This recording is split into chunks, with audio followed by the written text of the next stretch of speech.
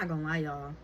I just recorded a touching, heartwarming ass video and did my makeup, did a get ready with me. We still gonna finish the face. Did a whole get ready for me, all for my camera to tell me that I don't got no more storage. So if you want to contribute to me having more storage so I can make videos that are gorgeous, heartwarming, and touching, please go stream my music. What's up, guys? I'm not gonna say welcome back. I'm gonna say welcome to, because a lot of you guys are new here because this is my first video, and I'm just gonna jump right into the video while I finish my face because I'm so hurt that it didn't say what I had said. Maybe that's for the best. Maybe I can articulate my words a little bit better. For those of you who don't know me, my name is Iman, but I go by Lucille Gotti as an artist, and now Razorblade as a rapper. I am a fashion designer. I am a singer. I am a creative agency. I run a record label. I am a mother. I am so many things. I am a boss, a CEO. I'm a fly girl. I'm a fashion girl. And none of those things even matter, because what we're talking about in this video today is why it's okay to start over in your 30s. You're looking at me, you're like, girl, you are not. Yes, I am. I am a whole 32-year-old woman, and I know I look good. People be thinking I'm still in my 20s, and I know you're lying, because I don't have a problem with aging at all. Aging is beautiful to me, okay? Aging is gorgeous. So we're going to jump right into the video. I want to give you a little bit of backstory about who I am. I told you earlier that I was an artist. I've been making music, creating, sharing my creations with the world for a little over, I want to say like 15 years I've been online. I started on Tumblr, like blogging, and I actually really started on MySpace. But I started on Tumblr, like, you know, building a social media presence and things like that. At the time, a lot of us, I guess, really didn't realize that we were doing that. But it has contributed to my music a lot in a lot of different ways, and it launched my music career, and I went out to seek stardom and fame from the things that I was doing. The first time I ever felt free as a creator, I think I was 17, and I was really into like some wild, weird stuff. Not really wild or weird, but I was just really into some cool stuff that the kids at my school weren't really into. And I developed this muscle of like, I'm cool creatively. All the things that I liked, I was super proud of, and it launched me into being like this fearless, like, it girl. It launched me into being this fearless person who like relentlessly chased creativity, the art of creating, whatever it was. Before long, I created a music successful career that helped me get where I had to go. Man, I'm not gonna lie to y'all, I'm pissed that shit deleted. Anyways, it launched me into a career I'm very grateful for.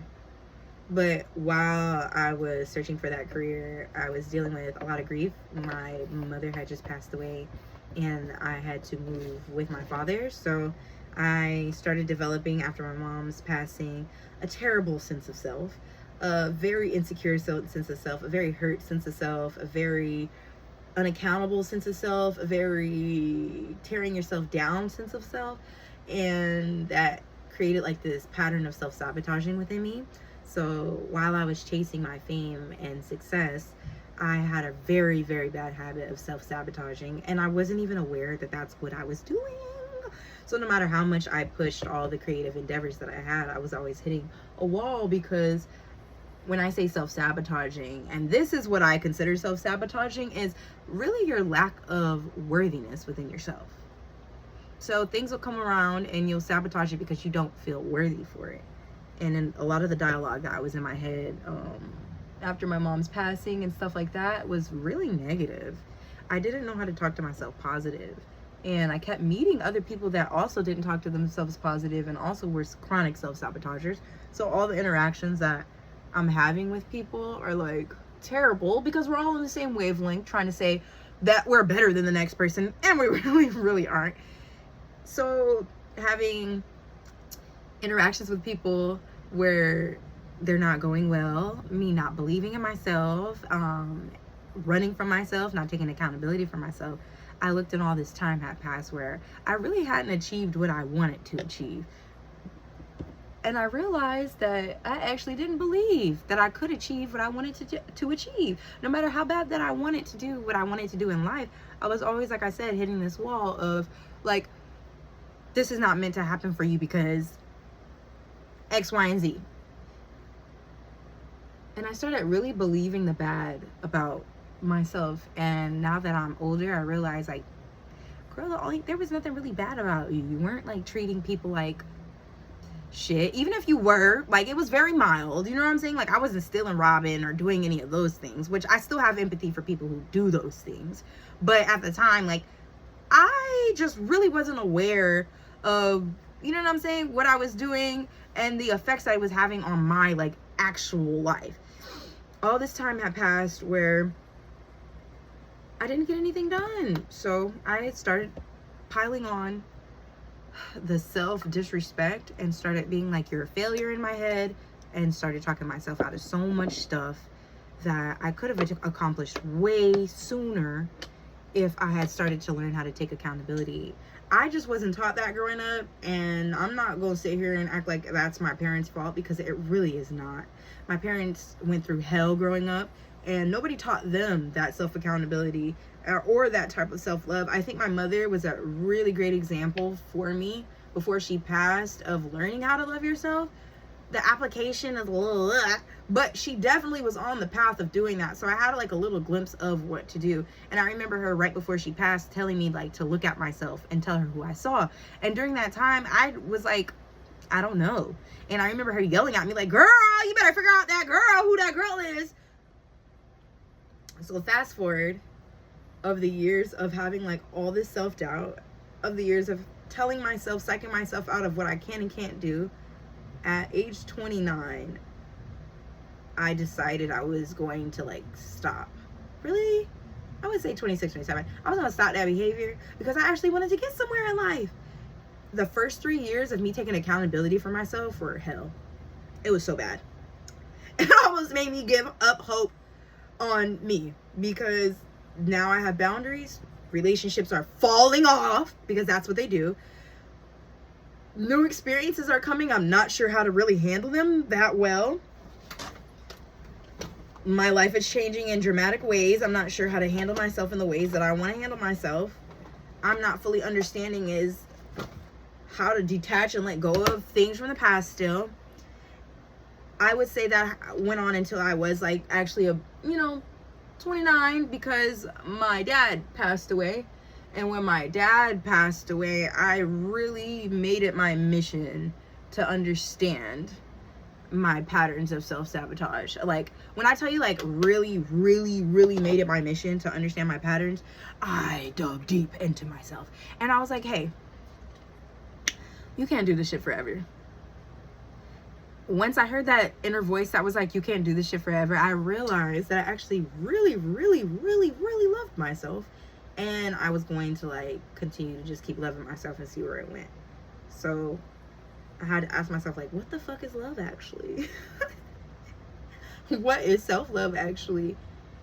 I watched so many videos of other people. I watched so many people who I thought loved themselves as an example. And each time I couldn't like integrate what made them get to their next level into my life. I tried so hard to do it, guys, but it just was like, girl.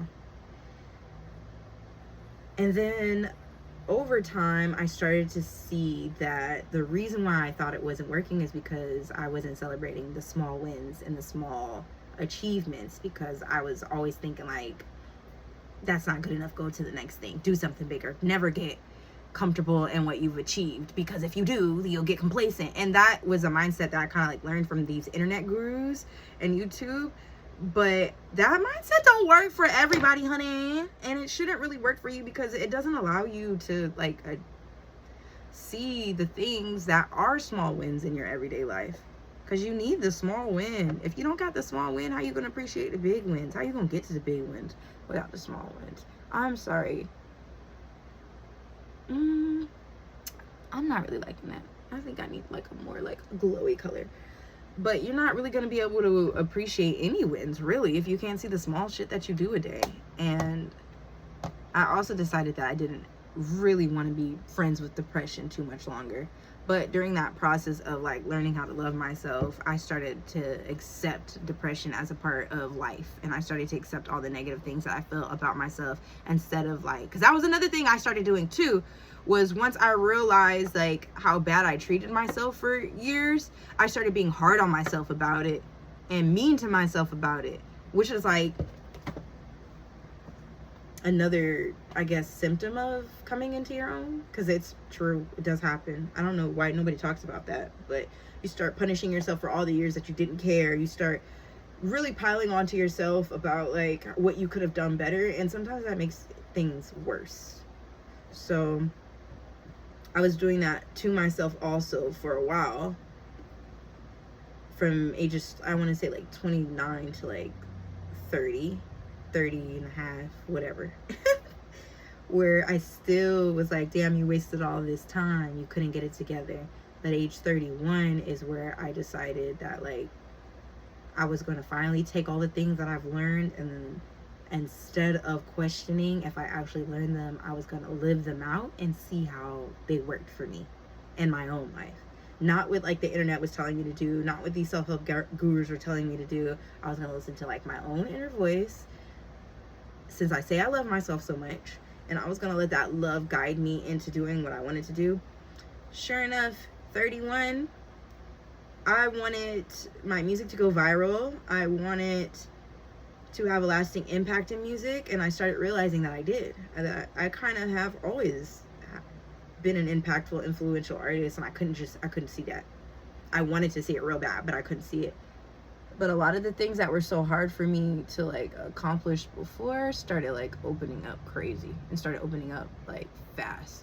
And it was basically like, damn, the only reason why they weren't here before is because you literally couldn't see it, based off of like, you know, yourself, just being hard on yourself in general about any and everything. So I'm like, damn, within a year I was able to accomplish so much in my music journey. I'm not going to sit here and list the accomplishments, because if you want to see them, you can go online, you can go on my Instagram, and you can go on my TikTok, where I talk about these things.